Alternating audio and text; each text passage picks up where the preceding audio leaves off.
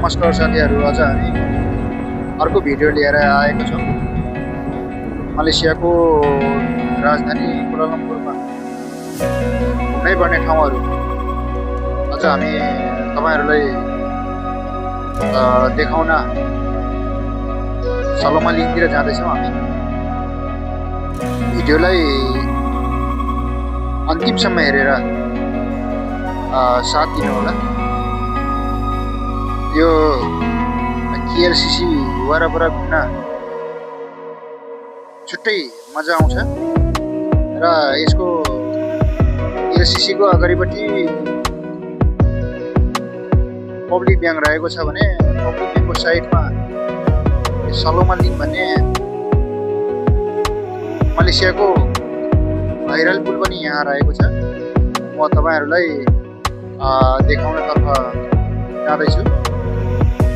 यो भिडियोलाई अन्तिमसम्म हेरेर तपाईहरुले साथ दिनुहुनेछ भन्ने म आशा राखेको छु।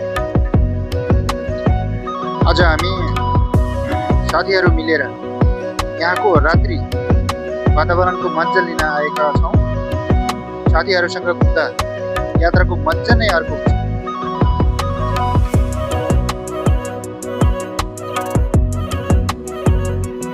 तपाईहरुले देख्न सक्नुहुन्छ रङ्गी बिरङ्गी बत्तीहरू।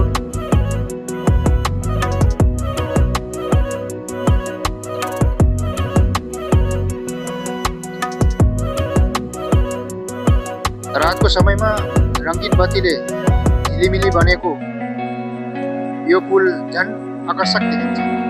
फोटो र भिडियो बनाउनका लागि एकदमै राम्रो र उपयुक्त ठाउँ रहेको छ। तपाईहरु पनि यो पुलमा आउन एकचोटि भिजिट गर्न नछुट्टिनु होला।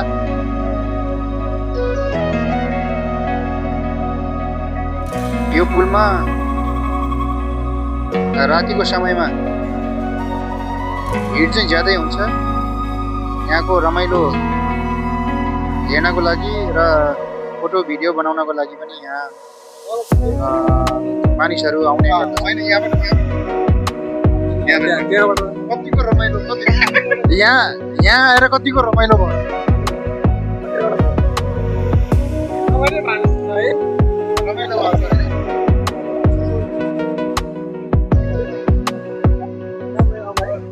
एकदमै हामी अहिले पछाडि रहेको एउटा भाइरल पुल एकदमै भाइरल पुलमा हामी आइपुगिसकेका छौँ।